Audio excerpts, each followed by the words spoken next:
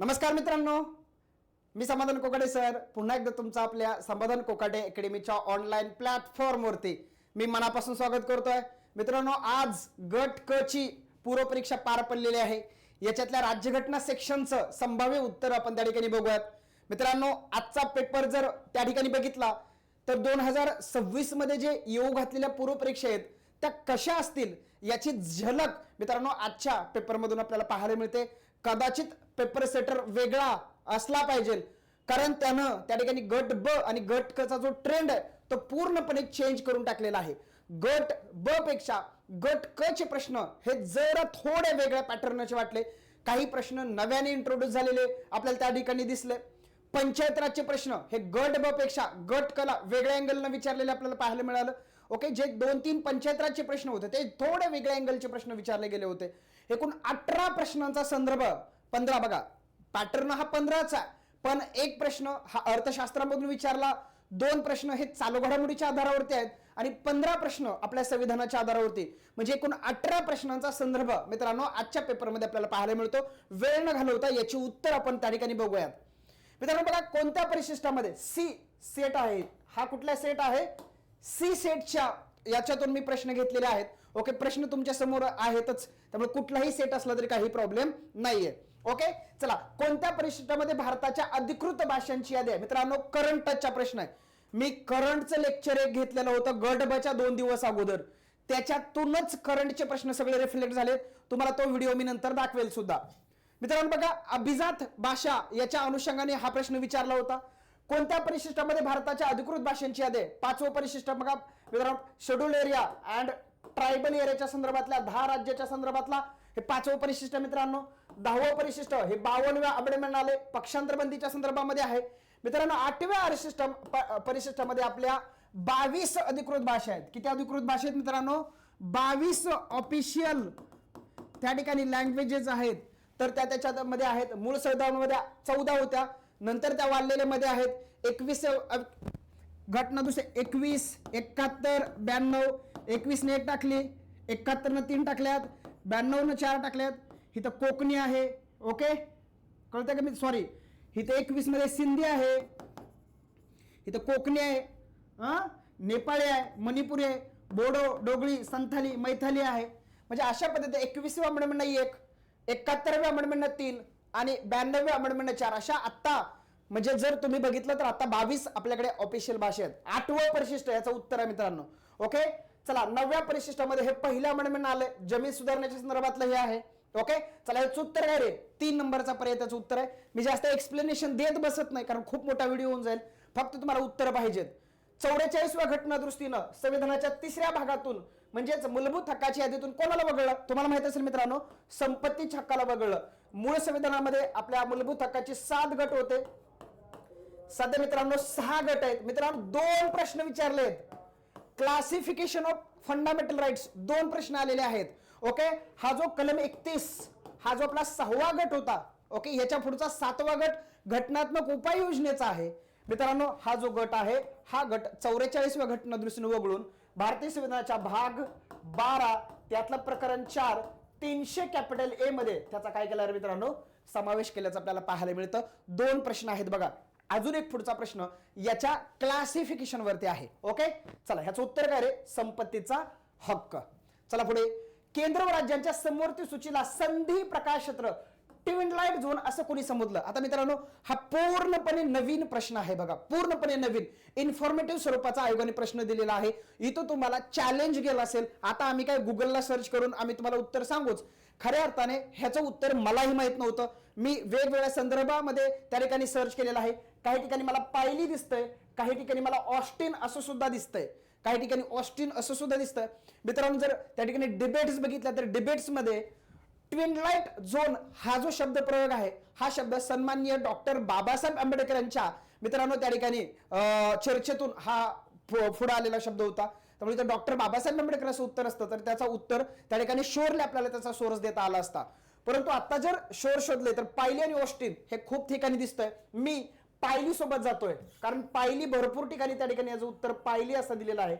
त्यामुळे आता सध्या तरी याचं उत्तर 2 नंबरचा पर्याय असं घ्या, पायली असं घ्या. क्लिअर होत आहे. चला जायचं पुढं. ओके, मित्रांनो हा प्रश्न जो आहे, हा जो प्रश्न आहे, कोणता प्रश्न मित्रांनो, जरा थोडं हे झालं बघा. ओके, चला 54 नंबरचा प्रश्न बघा. मी तुम्हाला सांगितलं होतं मित्रांनो, हा प्रश्न पाठीमागच्या राज्यसेवा मुख्य परीक्षेचा as it is copy paste करून टाकलाय.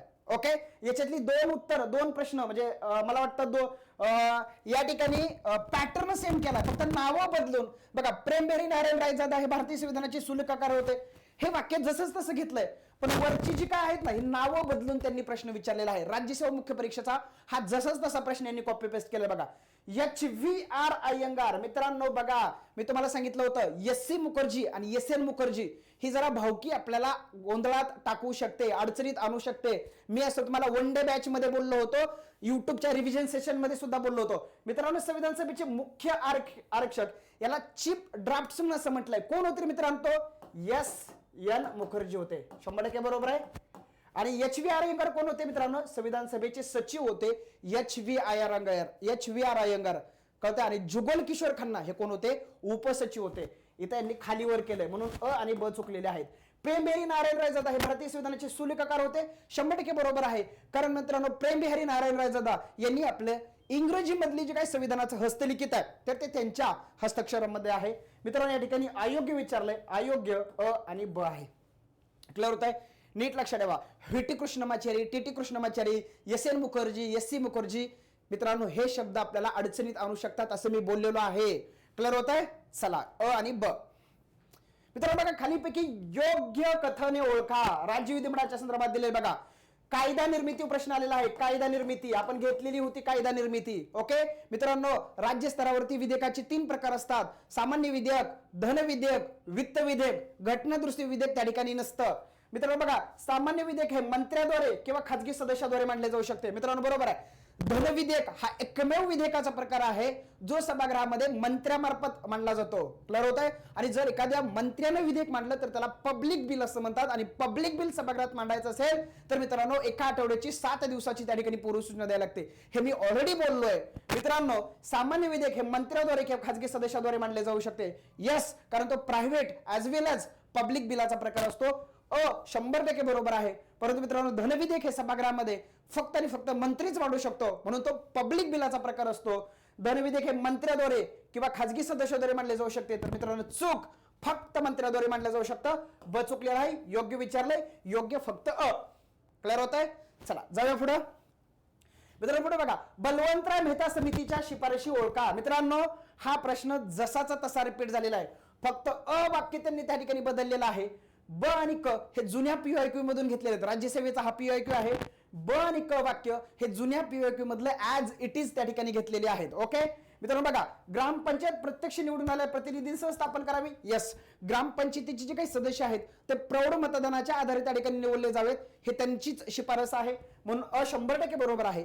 पंचायत समिती जिल्हा परिषद प्रत्यक्ष नाही मित्रांनो, अप्रत्यक्ष निवडून आलेल्या प्रतिनिधींसह स्थापन करण्यात यावी. मित्रांनो इथं ब ही त्यांची शिफारस नाहीये.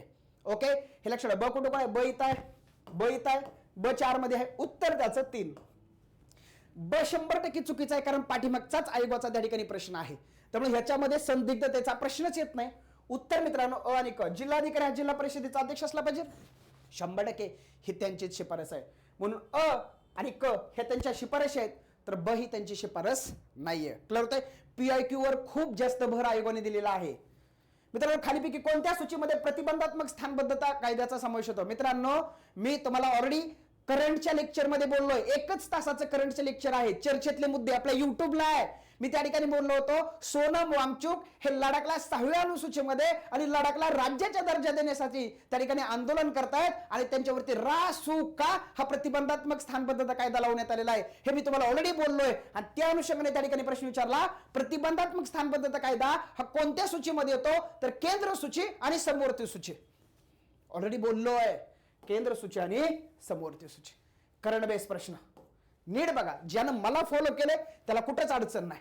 8 नंबर लक्षद्वीप हे कोणत्या उच्च न्यायालयाच्या कार्यक्षेत्रात येतं? मित्रांनो सध्या आपल्याकडे 8 मित्रांनो केंद्रशासित प्रदेश आहेत. 8 पैकी दिल्ली आणि जम्मू आणि काश्मीर हे 2च केंद्रशासित प्रदेश असे ज्याला स्वतःचा हायकोर्ट आहे. बाकी राहिलेल्या 6 केंद्रशासित प्रदेशांना त्यांच्या लगतच्या हायकोर्टाला जोडलंय मित्रांनो, ज्याच्यामध्ये लक्षद्वीप हे केरळला जवळ आहे आणि म्हणून केरळच्या हायकोर्टाला त्याला त्या ठिकाणी जोडलंय. उत्तर आहे मित्रांनो केरळ. केरळ. क्लिअर होत आहे. चला 59 खालीपैकी कोणते विधान सत्य नाही? सत्य नाही म्हणजे चुकीचं. तुमच्या गट क, आय थिंक गट क 2022 ऍज इट इज हा प्रश्न आलाय. ऍज इट इज गट क पूर्व परीक्षा 2022 ला भारतीय राज्यघटनेच्या अंमलबजावणीची तारीख, 26 नोव्हेंबर 1949 नाही मित्रांनो, ही स्वीकृतीची तारीख आहे. अंमलबजावणीची तारीख आहे 26 जानेवारी 1950. नीट बघा. 42 मंडळ सेक्युलरिझम आणलाय. 42 मंडळ 76 मध्ये झाली. सामाजिक आर्थिक राजकीय न्यायिक सोव्हिएत रशिया कोणी घेतले? 100% ऍज इट इज पीओक्यू उचलून टाकलाय. ह्याचं उत्तर काय रे? 1 नंबरचा पर्याय. ओके. हँगिंग फ्रुट्स नावाची एक संकल्पना आहे मित्रांनो. बघा, जे सगळ्यांना येत आहे, जे पाठीमागचं रिफिट झालंय ते आपलं चुकलं नाही बाजूला. गट ब ला पीआयक्यू सुद्धा पोरांची चुकले आहेत. मी सांगितलं होतं गट केला पीआयक्यू चांगले करा. ओके. चला 59चं उत्तर आहे 1 नंबरचा पर्याय. कोणती जोडी जुळत नाही? बघा, मूलभूत हक्कावर एक प्रश्न पाठीमागं पण होता, आता पण आहे. म्हणजे संपत्तीच्या हक्कानंतर हा दुसरा प्रश्न आहे. क्लासिफिकेशन विचारलंय मित्रांनो. समानतेचा अधिकार 14 ते 18 आहे का? हो. शोषणाविरुद्धचा अधिकार 20 आणि 22 मित्रांनो 23 and 24 बरोबर आहे. 2 नंबर चुकला, चुकीची जोडी विचारली. क्लिअर होत आहे. बघा, धर्म स्वातंत्र्याचा हक्क 25 ते 28, सांस्कृतिक आणि शैक्षणिक हक्क 29 आणि 30. मी सांगितलं होतं चर्चेतले मुद्दे तुम्ही बघा, या ठिकाणी प्रश्न येईल. पोलीस पाटलाची नेमणूक करण्याचा अधिकार कोणाला मित्रांनो? जिल्हाधिकाऱ्याला आहे. ओके. इथं काही जास्त एवढं नको. खालीपैकी कोणत्या उच्च न्यायालयात सर्वाधिक खंडपीठ आहेत मित्रांनो? मी बोललो होतो का नव्हतं बोललो? चर्चेतले मुद्दे तुम्ही बघा. आपल्या कोल्हापूरला त्या ठिकाणी आपल्या बॉम्बे हायकोर्टाचं त्या ठिकाणी मित्रांनो सर्किट बेंच आलंय 4थं. या अगोदर छत्रपती संभाजीनगर, नागपूर असेल, पणजी असेल, यानंतर हे 4थं सर्किट बेंच आहे. मी ज्याच्यावर सविस्तर लेक्चर बोललोय. क्लिअर होत आहे का? करंट बेस मध्ये प्रश्न आहे. ऑब्व्हियसली बॉम्बे हायकोर्ट ह्याचं उत्तर यायला पाहिजे. क्लिअर होत आहे का? तुम्हाला जरी माहित नसलं तरी तुम्ही बॉम्बे सोबतच जायला पाहिजे होतं. बॉम्बे हायकोर्टच त्याचं त्या ठिकाणी मित्रांनो तुम्ही उत्तर लिहायला पाहिजे होतं. बॉम्बे हायकोर्टच. क्लिअर होत आहे मित्रांनो? जर तुम्ही बघितलं तर राजस्थान हायकोर्टाला एकच त्या ठिकाणी मित्रांनो त्या ठिकाणी खंडपीठ आहे. ते कुठं आहे? जयपूरला आहे. अलाहाबाद उच्च न्यायालय, अलाहाबाद उच्च न्यायालयाला मित्रांनो एकच खंडपीठ आहे. ते कुठे आहे रे? लखनौला आहे. मध्य प्रदेश उच्च न्यायालयाला 2 खंडपीठ आहेत. ते ग्वाल्हेरला आहे, इंदोरला आहे. 2च खंडपीठ आहेत. हे 4थं सर्किट बेंच आहे ना, हे 4थं आहे. क्लिअर होतं मित्रांनो? काय बोलावं आता? तुम्ही फॉलो करा फक्त व्यवस्थित. मी सगळं देतोय. लहान शहराच्या प्रश्नांसाठी नगर क्षेत्र, टाउन कमिटी एरिया. ओके मित्रांनो, आता जर हा प्रश्न थोडा बाहेर गेलेला आहे, आपल्या अभ्यासक्रमाला ग्राम प्रशासन आहे, परंतु त्या ठिकाणी छोट्या नागरी एरियासाठी, छोट्या नागरी शहरासाठी जी या ठिकाणी ही कमिटी स्थापन केली जाते, तर त्या कमिटीवरती त्या ठिकाणी प्रश्न आलेला होता.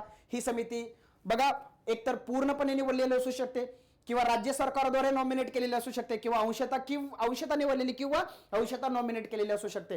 तर अशी हे जे काय स्ट्रक्चर आहे, स्ट्रक्चरवर प्रश्न विचारलाय, ह्याचं उत्तर वरीलपैकी सर्व याचं उत्तर आहे. ओके. चला मित्रांनो, सार्वत्रिक निवडणुकीनंतरच्या पहिल्या ग्रामसभेचा अध्यक्ष ओके किंवा वित्तीय वर्षातल्या पहिल्या ग्रामसभेचा अध्यक्ष कोण असतो मित्रांनो?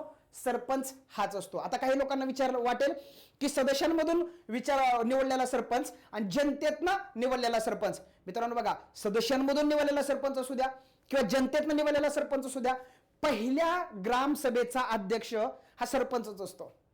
आता बघा, ज्या ठिकाणी सरपंच हा सदस्यांमधून निवडलाय तिथं तो फक्त वित्तीय वर्षातल्या पहिल्या ग्रामसभाचा अध्यक्ष असतो आणि जिथं सरपंच हा जनतेतनं निवडलाय तिथं तो वर्षातल्या प्रत्येकच ग्रामसभांचा त्या ठिकाणी काय असतो? अध्यक्ष असतो. मित्रांनो, या ठिकाणी पहिली ग्रामसभा विचारली आहे. ऑब्व्हियसली मित्रांनो त्या ठिकाणी उत्तर काय असणार आहे? सरपंचच.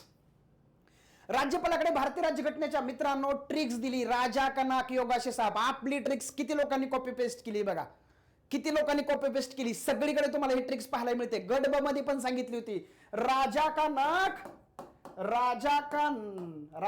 नाक योगा से साफ. मित्रांनो, राजा म्हणजे राज्यपाल. ओके, राजा म्हणजे राज्यपाल, कलम 153. का म्हणजे कार्यकारी अधिकार 154, ना म्हणजे नियुक्ती 155, क म्हणजे कार्यकाळ 156, योग्यता म्हणजे पात्रता 157, सेवा शर्ती 158, शपथ 159. साफ म्हणजे शपथ. मित्रांनो का रे असं करताय तुम्ही? व्यवस्थित पद्धतीने करत जावा. एकदम फुल टॉस क्वेश्चन. आणि हाच प्रश्न त्या ठिकाणी गडबला सुद्धा आलेला आहे. उत्तर काय रे? कलम 154. का म्हणजे कार्यकारी अधिकार कलम 154. 152 मध्ये मित्रांनो त्या ठिकाणी राज्याच्या संदर्भातल्या तरतुदी आहेत.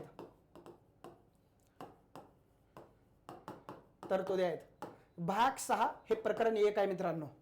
क्लिअर होत आहे. आणि भाग 6 प्रकरण 2 एक्झिक्युटिव्ह. मित्रांनो 153 मध्ये काय रे? राज्यपाल पदाची तरतूद आहे. 155 मध्ये त्याची काय रे मित्रांनो? नियुक्ती आहे. क्लिअर होत आहे. सगळी कलम ऑलरेडी मी घेतलेली आहेत. उत्तर आहे 154. नीती आयोग. मित्रांनो बघा हा आता इथून आपले राज्यघटनेचे हे 15 प्रश्न झाले. आता इथून पुढे करंटचे 3 प्रश्न आहेत. एक प्रश्न हा अर्थशास्त्रामधून आलेला आहे आणि 2 प्रश्न हे चालू घडामोडीमधून आले. टोटल 18 मार्काला आपली राज्यघटना आहे. 18. क्लिअर होत आहे. हे लक्षात ठेवा. मी तुम्हाला सांगितलं राज्यघटनेकडे दुर्लक्ष करायचं नाही, कारण राज्यघटना हा खूप जास्त मार्क्स देऊन जाणारा विषय. मित्रांनो नीती आयोग कधी अरे 1 जानेवारी 2015 14 मोदी साहेबांनी घोषित केलं की आम्ही प्लॅनिंग कमिशन रद्द करतोय आणि त्या ठिकाणी काय करतोय? आम्ही नीती आयोगाची त्या ठिकाणी स्थापना करतोय. मित्रांनो नीती आयोगावर सुद्धा प्रश्न येणं अपेक्षित होतं, कारण नीती आयोग सुद्धा चर्चेमध्ये होता. गव्हर्निंग काउन्सिलची त्या ठिकाणी परिषद झाली होती. मी तुम्हाला चर्चेतल्या मुद्द्यामध्ये याच्यावर बोललेलो आहे. 1 जानेवारी 2015. मित्रांनो त्या ठिकाणी बघा सर्वोच्च न्यायालयाने 12 सप्टेंबर 2025 मध्ये घर खरेदी करणाऱ्या हिताचं रक्षण करण्याच्या उद्देशाने महत्वपूर्ण निर्णय देताना आवासाच्या अधिकाराला संविधानाच्या कुठल्या अनुच्छेदानुसार मूलभूत अधिकार म्हणून घोषित केलं. ऑब्व्हियसली मित्रांनो जरी तुम्हाला हा घटक त्या ठिकाणी माहिती नसला, 2025चा हा सुप्रीम कोर्टाचा जजमेंट जरी तुम्हाला माहित नसला, तरी मित्रांनो तुम्हाला जीवन जगण्याचा अधिकार हा कलम 21 मध्ये येतो. एवढं जरी माहित असतं, कन्सेप्ट जरी माहित असते, तरी मित्रांनो त्या ठिकाणी तुम्हाला ह्याचं उत्तर कलम 21 आहे हे लक्षात आलं असतं. 2 जजमेंट याच्या अगोदर सुद्धा दिलं होतं. डिजिटल हक्काच्या संदर्भामध्ये पण दिला होता. 2 जजमेंट सुप्रीम कोर्टाचे ऑलरेडीच पास झाले होते. ते मी तुम्हाला चर्चेतल्या मुद्द्यामध्ये ते 2 जजमेंट सांगितलेले होते. त्याला तर चर्चेतले मुद्दे तुम्ही एकदा लेक्चर बघून ठेवा. कलम 19 मित्रांनो स्वातंत्र्याचा हक्क आहे. ओके, आवासाच्या अधिकाराचा आणि स्वातंत्र्याच्या हक्काचा ऑब्व्हियसली संबंध असला पाहिजे. कलम 20 मित्रांनो अटकेपासून त्या ठिकाणी संरक्षण दिले. 3 संकल्पना आहेत. No ex post facto law, no double jeopardy, no self information. आवासाच्या अधिकाराचा इथं काही संबंध नाही. कलम 32 तुमच्या मूलभूत हक्काचं व्हायोलेशन झालं तर तुम्ही सुप्रीम कोर्टाकडे जाऊ शकता. तिथं प्राधिलकाची तरतूद आहे. मित्रांनो जरी तुम्ही इलिमिनेशन मेथडच्या माध्यमातून गेला असता, इलिमिनेशन मेथडच्या माध्यमातून गेला असता, तरी त्या ठिकाणी तुम्हाला उत्तर आलं असतं. ह्याचं उत्तर 21 नंबर म्हणजे 21 कलम आहे. 2 नंबरचा पर्याय. क्लिअर होत आहे. चला मित्रांनो राष्ट्रीय ई गव्हर्नन्स 2025 साठी महाराष्ट्रातील कुठल्या ग्रामपंचायतीला सुवर्ण पुरस्कार देण्यात आला आहे? मित्रांनो धुळे जिल्ह्यातली ग्रामपंचायत रोहिणी आहे. रोहिणी. ओके, रोहिणी आहे. बघा करंट मधले हे जे 3 प्रश्न आहेत, हे करंट मधले 3 प्रश्नाची उत्तरं हे त्या ठिकाणी मित्रांनो म्हणजे हे करंटचे 2 प्रश्न आहेत. हा तर 21 तर पूर्णच आपला आहे. 21 तर पूर्णच आपला आहे, त्यात काही वादच नाही मित्रांनो. ओके, हा 21 तर पूर्णपणे आपलाच आहे, त्यात काय वादच नाही. हा जरी करंट मधून असला तरी. आणि हा जो प्रश्न आहे हा पूर्णपणे करंट बेस्ड प्रश्न आहे. ओके, तर अशा पद्धतीने मित्रांनो त्या ठिकाणी तुम्हाला 18 प्रश्न मी त्या ठिकाणी दिलेत. सुरुवातीचे 15 प्रश्न हे राज्यघटनेचे होते. त्यानंतर एक अर्थशास्त्रामधून, तोही मित्रांनो आपल्या बिगर घटनात्मक संस्थांचा भाग आहे. ओके, ई गव्हर्नन्स हा जो पुरस्कार आहे हा पूर्णपणे जरी पंचायत राज रिलेटेड असला तरी पूर्णपणे तो करंटचा प्रश्न आहे. ओके, असू द्या, काही प्रॉब्लेम नाही. ओके, व्यवस्थित पद्धतीने मित्रांनो अभ्यास चालू ठेवा. येणाऱ्या सर्व परीक्षांसाठी मित्रांनो 2026च्या अपडेटेड बॅचेस आपण आपल्या समाधान कोकाटे पॉलिटी ऍप वरती ऑलरेडी लॉन्च केलेले आहेत. मित्रांनो युट्यूबला 2026 साठी अनेक स्ट्रॅटेजीज मी त्या ठिकाणी लॉन्च करणार आहे. आपल्या सर्व सोशल मीडिया प्लॅटफॉर्मला जॉईन राहा मित्रांनो. मी आतापर्यंत 10 ते 15 हजार प्रश्नांची आपल्या टेलिग्राम चॅनलवरती मोफत सराव मालिका सुरू केलेली होती आणि ती वर्षभर अखंडपणे आज आपण 3 ते 4 वर्ष झालं ती मालिका चालू ठेवलेली आहे. ओके, पॉलिटी बाय समाधान कोकाटे या नावाने आपले सर्व प्लॅटफॉर्म्स आहेत मित्रांनो. टेलिग्राम असेल, युट्यूब असेल, त्या ठिकाणी इंस्टाग्राम असेल, फेसबुक असेल, जिथं जमेल तिथं कनेक्ट राहा मित्रांनो. तुमच्या तयारीला एका वेगळ्या उंचीवरती घेऊन जाण्यासाठी मी कटिबद्ध असेल. मित्रांनो भेटूयात नव्या व्हिडिओमध्ये. थँक्यू.